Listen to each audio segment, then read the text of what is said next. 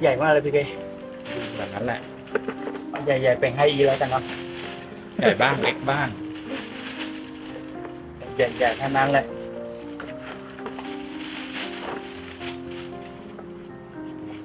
ตัวเล็กๆหน่อยก็ได้เล็กๆอร่อย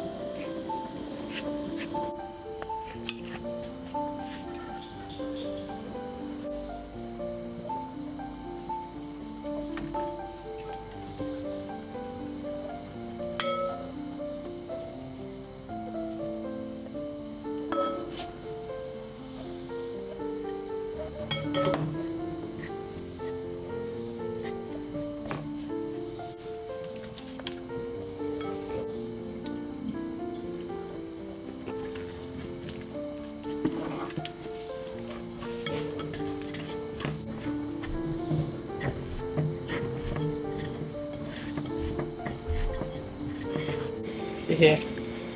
ช่วยผงคูณหน่อยนะ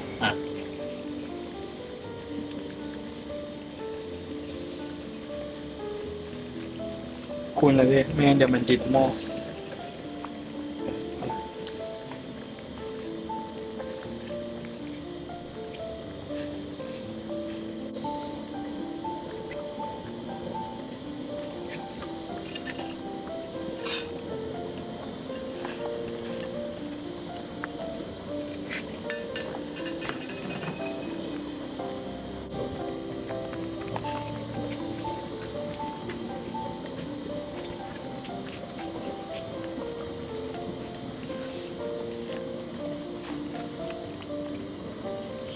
哇，好香啊！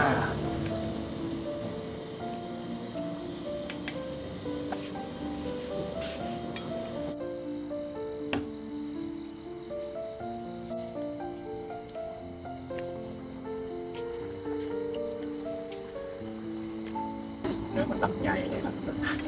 เนาะมันตับใหญ่เลยอ่ะ พอหมวกพอดีไม่ต้องใส่น้ำดำเพิ่มเพราะเข้ามาหวับนะแกมมันติดกันแล้ววะ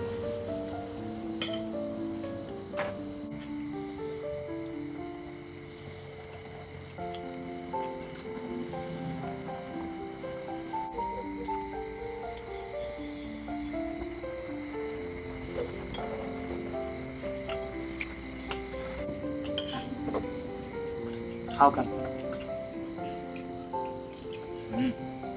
อันนี้อร่อย คำเหนียวเข้ากับมาม่าเนาะ ไม่ได้แบบ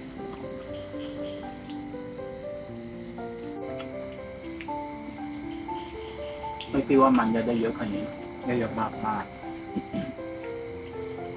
เนี่ยไม่เสร็จกันเหลือ อีกครึ่งหนึ่ง ใช่เมื่อวันก็ขุดวันนี้ก็ขุด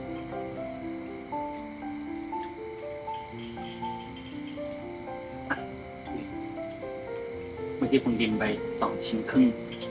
ขอละครึ่งแล้วกันไม่อร่อยจริงๆชอบข้าวเหนียว แป้งเหนียวมากครับ อืม